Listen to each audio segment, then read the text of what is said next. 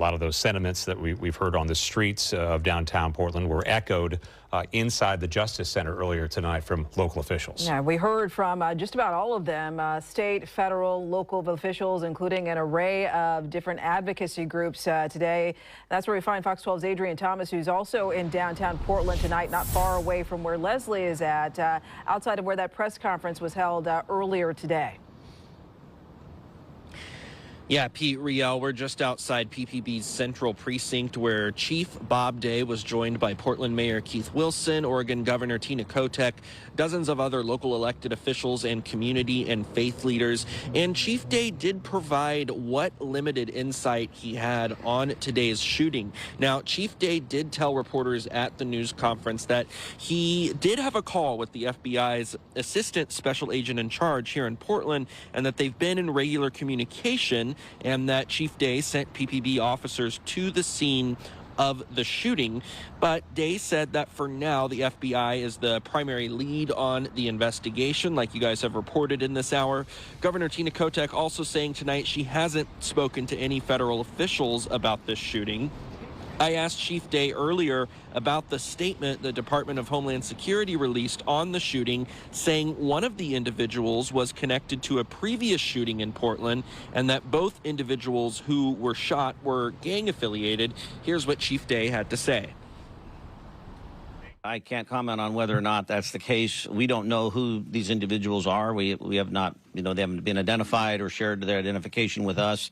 And I don't know this. I don't know the condition of them at this time.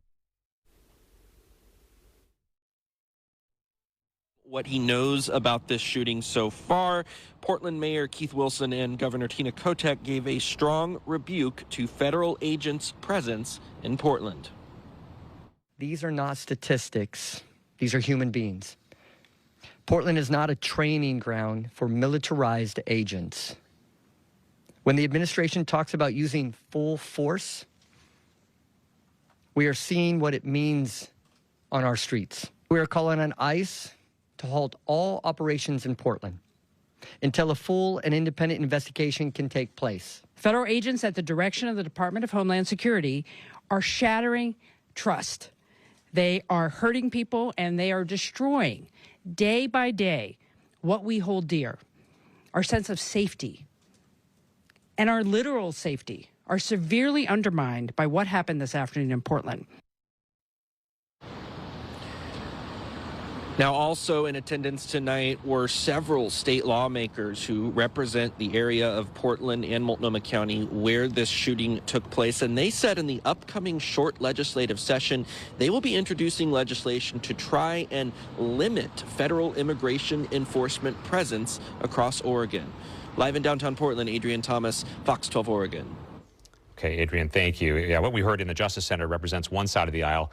Here's what Republican Senator Christine Drazen released on a statement on today's situation. She said, quote, "I am disappointed but not surprised to see our state's politicians rush to judgment and treat dangerous criminals like victims. I want law enforcement to arrest transnational Trinidad gang members and take them off our streets, end human trafficking, and make our communities safer."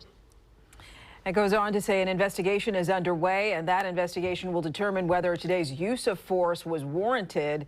The last thing we need in a moment like this is a bunch of grandstanding politicians exploiting this situation and inciting fear to advance their own political agenda.